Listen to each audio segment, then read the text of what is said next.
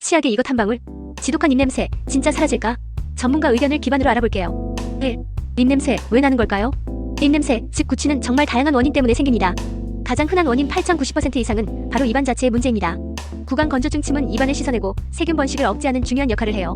침분비가 줄어들어 입안이 건조해지면 세균이 활발하게 번식하며 냄새를 유발합니다. 잇몸 질환, 치주염 및 충치, 잇몸에 염증이 있거나 고름이 차오르면 냄새가 날 수 있고요. 충치 부위에 음식물 찌꺼기가 끼어 부패하면서 냄새가 나기도 합니다. 설태, 혀 표면에 하얗거나 노랗게 끼는 설태. 이게 바로 입냄새의 가장 큰 주범 중 하나입니다. 세균과 벗겨진 세포, 음식물 찌꺼기가 뭉쳐서 생기는 건데요. 여기서 휘발성 황화물이라는 악취 물질이 나옵니다. 편도결석, 목 안쪽 편도에 작고 노란 좁쌀 같은 알갱이가 생기는 경우가 있어요. 이 편도결석은 정말 지독한 악취를 유발할 수 있습니다. 그 외 구강 외적인 원인도 있습니다. 소화기 문제, 역류성 식도염이나 위장 장애가 있는 경우 위산이나 음식물 냄새가 올라와 입냄새를 유발하기도 합니다. 호흡기 질환, 축농증이나 비염처럼 콧물이 목 뒤로 넘어가면서 고여 냄새가 나기도 하고요. 특정 음식물 섭취, 마늘, 양파, 커피처럼 냄새가 강한 음식을 먹고 나면 일시적으로 입냄새가 발생하죠. 전신 질환 드물지만 당뇨, 간 질환, 신장 질환 등 특정 질병의 신호로 특유의 입냄새가 나타날 수도 있습니다. 자, 이렇게 원인이 다양한데 과연 우리가 치약에 무언가를 한 방울 섞는다고 해서 이 모든 근본적인 문제가 해결될 수 있을까요? 2. 치약에 섞어라. 그 성분들의 진실과 위험성. 인터넷이나 소문에서 치약에 섞어서 사용한다고 알려진 성분들을 하나씩 짚어볼게요. 첫 번째, 베이킹소다입니다. 베이킹소다는 약알칼리성이라 구강 내 산성을 중화시키고 미세한 연마 작용으로 치아 표면의 착색 제거에 도움이 될 수 있다고 알려져 있습니다. 실제로 일부 치약에도 소량 함유되어 있기도 하고요. 하지만 이걸 임의로 치약에 섞어서 너무 자주 사용하거나 과도한 양을 사용하면 어떻게 될까요? 치아 표면의 가장 단단한 부분인 에나멜이 마모될 위험이 있습니다. 한번 마모된 에나멜은 재생되지 않아요. 또한 잇몸에 불필요한 자극을 줄 수도 있습니다. 시판되는 치약은 이미 전문가들이 모든 성분을 최적의 비율로 배합하여 만듭니다. 굳이 우리가 임의로 무언가를 더 섞을 필요는 없다는 거죠. 두 번째, 식초입니다.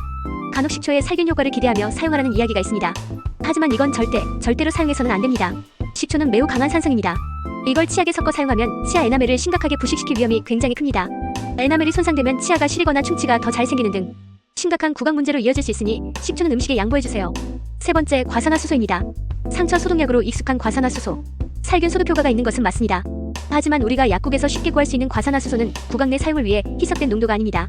농도가 높으면 잇몸에 심한 자극을 주거나 구강 점막을 손상시킬 수 있습니다. 치과에서 전문가가 특정한 목적의 미백, 특정 구강 질환 소독으로 정확한 농도를 통제하며 사용하는 것과는 차원이 다릅니다. 집에서 임의로 사용하는 것은 매우 위험하니 절대 시도하지 마세요. 3. 지독한 입냄새, 전문가가 말하는 근본적인 해결책.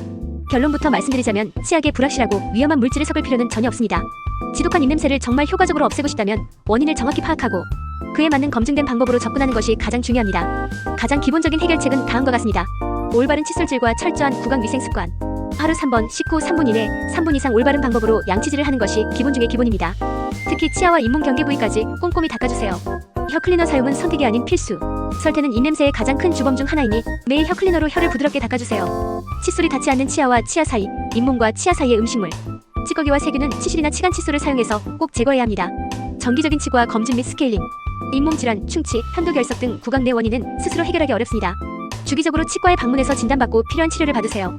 스케일링을 통해 치석을 제거하는 것만으로도 입냄새가 훨씬 줄어들 수 있습니다. 충분한 수분 섭취와 구강 건조증 관리. 물을 자주 마시고 무설탕, 껌을 씹는 등 침분비를 유도해서 입안이 마르지 않게 관리하는 것이 중요합니다. 필요시 내과 검진. 구강 내 문제 외에 소화기 문제나 다른 전신 질환이 입냄새의 원인일 수도 있으니 구강 관리를 열심히 해도 개선되지 않는다면 내과 등 관련 전문의와 상담을 받아보는 것이 좋습니다. 매순말 약 10초. 치약에 뭘 섞어라 하는 정보들은 솔깃하게 들릴 수 있지만 대부분은 과학적 근거가 부족하거나 오히려 여러분의 소중한 구강 건강에 해를 끼칠 수 있습니다. 검증되지 않은 민간 요법보다는 정확한 정보를 바탕으로 올바른 구강 관리 습관을 들이고 필요할 때는 전문가의 도움을 받는 것이 가장 현명하고 안전한 방법이라는 점을 꼭 기억해주세요. 오늘 영상이 여러분의 구강 건강 관리에 도움이 되셨기를 바랍니다. 다음에도 유익한 정보로 찾아올게요. 구독과 좋아요, 알림 설정도 잊지 마세요. 감사합니다.